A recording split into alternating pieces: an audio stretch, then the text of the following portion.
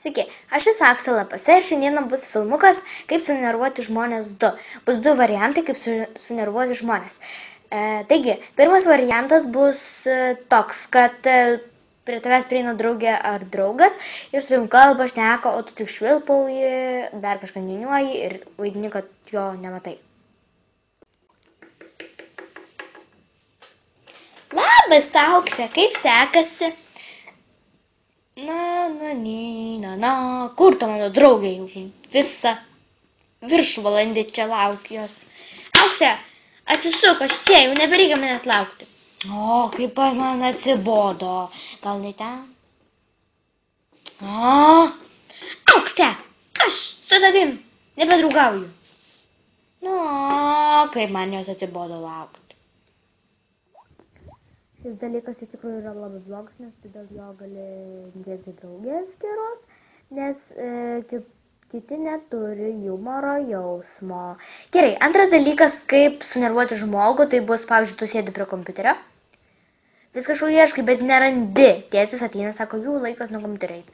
Tu paprašai dar 5 minučių, dar 5 ir galiausiai, kai jau tėčiui išsenka kantrybė, jis paima ir sulaužo kompiuterį. Pažiūrėkite.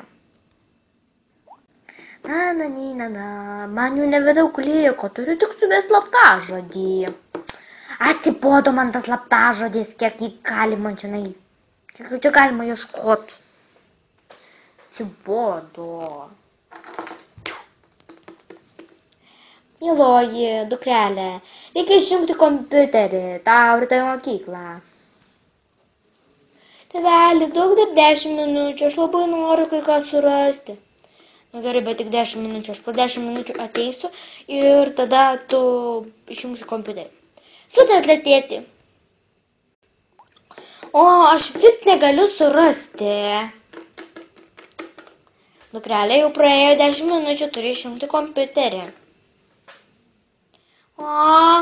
Tėti, prašau, galiu dar 10 minučių, bet tik 10. Jeigu po to dar prašysi, aš išjungsiu kompiuterį. Sutarta.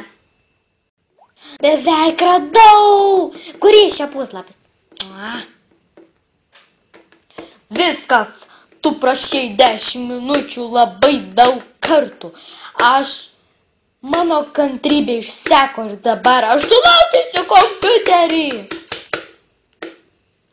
Tėti, ką tu padarei? Norėjau susikurti naują puslapį, bet per tave aš negalėjau jo susikurti. Labai pykstu ir tu pats blogiausias tėvas pasaulyje. Matot, kas būna, kai tėtis susinervuoja. Geriau tėčio nenervuoti. Gerai. Labai ačiū, kad žiūrėjote šį filmuką.